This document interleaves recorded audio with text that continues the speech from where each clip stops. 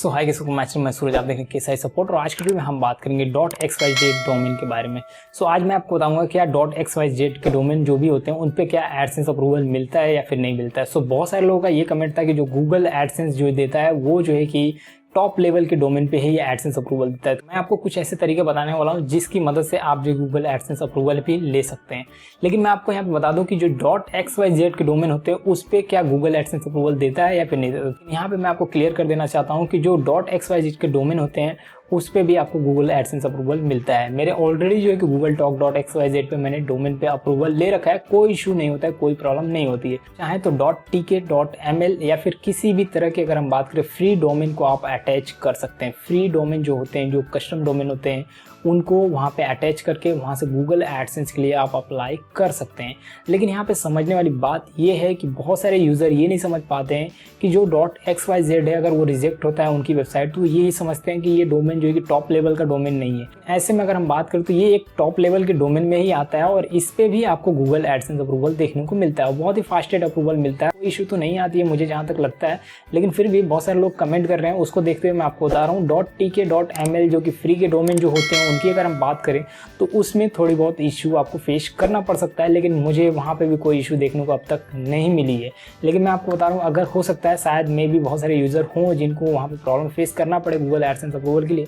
लेकिन यहाँ पे आपको कोई भी ऐसा एरर या फिर कोई भी ऐसा प्रॉब्लम फेस नहीं करना पड़ता है, भी एक टॉप लेवल के डोमेन में ही आता है। लेकिन यहाँ पे अगर हम बात करें जो .com है और .in है, इनकी अगर हम बात करें तो ये ऑलरेडी जो है कि एक हायर लेवल के डोमेन है। और बात करें तो इनको यूज़ करने का मतलब यही होता है कि आपकी वेबसाइट अगर हम बात करें उनकी आर्टिकल की बात करें तो वो आर्टिकल रैंकिंग के हिसाब से अगर देखें तो बहुत ही फास्टेड, बहुत ही जल्दी रैंक करती है। मतलब अगर आप इनका यूज़ करते हैं, .com का इस्तेमाल करेंगे तो वो वर्ल्ड वाइड हो जाता है। अगर आप चाहें तो उसका यूज़ कर सकते हैं, या फिर अगर हम बात करें तो .in का इस्तेमाल करते हैं तो वो इंडियन लेवल पे होता है। तो जैसे कि अगर हम बात करें इन दोनों में से अगर डिफरेंस की, तो इनमें अगर आप .com यूज़ करते हैं तो .com में आप इजीली जो कि कोई भी आर्टिकल लिखते हैं अगर अच्छी तरीके से एसईओ करते हैं, जितना अच्छी तरीके से आप एसईओ कर देते हैं उसके बाद जो कि उसकी रैंकिंग अगर हम बात करें, इन केस अगर रैंक होता है इन फ्यूचर अगर हम बात करें तो वो बहुत जल्दी रैंक हो जाएगा। और वहीं पे उसी आर्टिकल को बहुत ही अच्छी तरीके से आप एसईओ करेंगे। और .xyz का अगर डोमेन ले रखें तो उसकी रैंकिंग जो है कि टॉप पे आने में थोड़ा टाइम लगता है। ऐसा नहीं है कि वो रैंक नहीं करेगा, लेकिन थोड़ा सा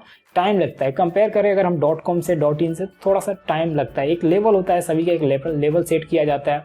और इसीलिए आप देखेंगे ऐसे ही आप एनालाइज कर लीजिए कि जो .com के डोमेन होते हैं वो थोड़े महंगे होते हैं। अगर आप देखेंगे तो .xyz के डोमेन से आप कंपेयर करिएगा, उनके डोमेन जो है कि थोड़े महंगे होते हैं अगर आप देखेंगे तो। और थोड़े क्या मेरे हिसाब से जो कि 50% ज़्यादा ही आपको पैसे देने पड़ते हैं .com के लिए, और .xyz के लिए आप जो कि 99 रुपीज़ में ही परचेस कर लेते हैं। लेकिन इसी में अगर आप देखेंगे तो .in का जो डोमेन होता है वो थोड़े सस्ते होते हैं, मतलब मीडियम में हो जाते हैं। और जो .com होता है उससे थोड़ा सा मतलब उसकी रेंज अगर हम बात करें रिन्यूअल चार्जेस या फिर अगर हम बात करें डोमेन परचेसिंग की, थोड़ा सस्ता होता है। जैसे कि 25% 30% वो सस्ता होता है .com के मुकाबले। आप समझ सकते हैं क्यों महंगा है डोमेन और क्यों सस्ता है। जो .com है क्यों महंगा है, और जो .net होते हैं, जो बिजनेस से रिलेटेड जो डोमेन होते हैं उनकी अगर हम बात करें तो वो भी आप चेक करेंगे। उस तरह के जो .net होते हैं उनमें भी आप चेक करेंगे तो वो भी थोड़े बहुत कॉस्टली होते हैं।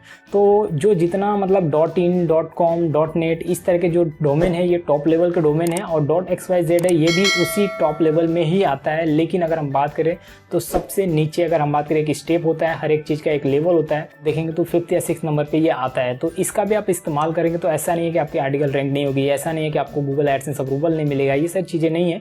आपको अगर .xyz यूज़ करते हैं जो कि इसके सस्ते में अगर आप देखेंगे तो 99 रुपीज़ में आपको मिल जाता है, तो इस पर भी आपको गूगल एडसेंस अप्रूवल मिल जाता है, आसानी से मिल जाता है, कोई इशू नहीं होता है, कोई प्रॉब्लम नहीं होता है। लेकिन अगर आप इन केस आप बहुत अच्छे आर्टिकल लिखते हैं और उस पर एसईओ बहुत अच्छा कर रहे हैं तो इन केस अगर हम बात करें तो वो आर्टिकल को रैंक करने में थोड़ा सा मतलब प्रॉब्लम आता है। कंपेयर कर लें आप .com से या फिर .in से अगर कंपेयर कर लें तो थोड़ा सा तो इशू फेस करना ही पड़ता है। जैसे कि अगर हम ब्लॉग स्पॉट के बेसिक डोमेन के बारे में बात कर लें तो उसकी आप देखेंगे गूगल पे सर्च करेंगे, कोई भी ऐसे टॉपिक आप सर्च करिएगा उसकी डोमेन आपको कभी भी टॉप पे नहीं दिखेगी। आप देखेंगे तो जो कस्टम डोमेन होते हैं वही टॉप पे दिखते हैं और वही हमेशा जो कि टॉप पे बने रहते हैं।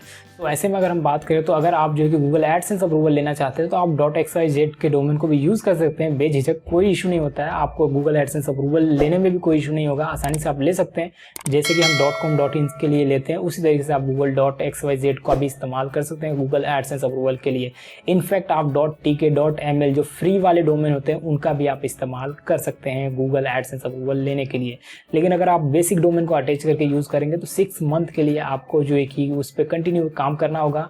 जो बेसिक डोमेन है ब्लॉगर का उसके ऊपर 6 मंथ आपको काम करना होगा कंटिन्यू। आप गूगल एडसेंस में आप अप्लाई कर सकते हैं तभी जाके आपको एडसेंस अप्रूवल मिलेगा। लेकिन अगर आप .tk .ml या फिर .xyz या फिर इनसे जो भी लोअर लेवल के डोमेन है अगर आप इस्तेमाल करते हो डेफिनेटली आपको बहुत जल्दी बहुत ही आसानी से इंस्टेंटली जो कि गूगल एडसेंस अप्रूवल मिल जाएगा अगर आप सब कुछ सही रहा तो।